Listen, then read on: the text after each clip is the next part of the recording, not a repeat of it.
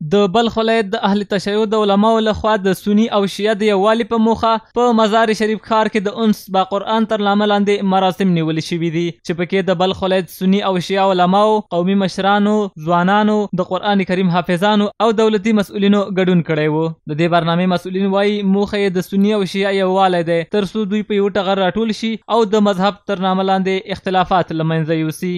بحمدالله والمنه امسال ابتکاری شد که محفل انس با قرآن با هدف همدلی و وحدت و در واقع به منصه ظهور رساندن این جریان تحت عنوان اتحاد تشیع و تسنن دنبال رشد اسلام در مزار شریف یکی از شهرهای در واقع کهن و با سابقه افغانستان راه اندازی شد. از همون هفته اول که هر پنجشنبه 2 ساعت از 2 تا 4 برگزار میشه با استقبال چشمگیر الحمدلله آحاد و اقشار ملت روبرو شد.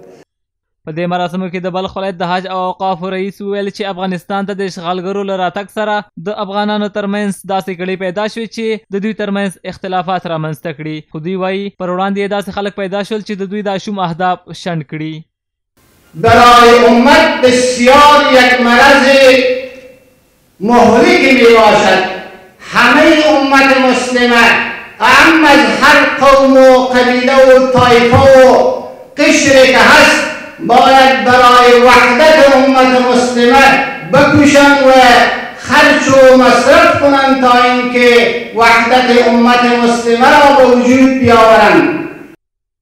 بلخوا بیا خلک داسې برنامې جوړول د سنی او شیعه د یووالي او یو ځای کېدو لپاره غوره بولي. دوی زیاتوي دین مو یو دی او د مذهب په نامه د خلک یو بل ته په زړونو کې کینه نه ساتي. اینجا آمدن اخوت و برادری مثل که از همه مثل دو برادر انشالله اینجا یک جای کرده، از دین و مذهب و رفتار و گفتار همدیگر با خبرن. دین یکیست، مذهب دوتا شده اما پیروی تنه همه یک درخت است، شاخه شاخه شده. انشالله کم کمی شاخه به هم متصل میشن که اگر ما بخوایم که بیشتر اتفاق و اتحاد و دیانت در جامعه ما رونق بدیم، همچون برنامه‌های دینی، اسلامی و اتحادی را باید برگزار بکنیم. د یادونې وړ ده چې په افغانستان کې د تیر دولت پر وخت یو شمېر کړیو د افغانانو ترمنځ په یو نوم او بل نوم بې اتفاقۍ ته لمن ووهله چې د اسلامي امارت له راتګ سره د افغانانو پر وړاندې دغه شومې موخې له منځه یوړل شوې.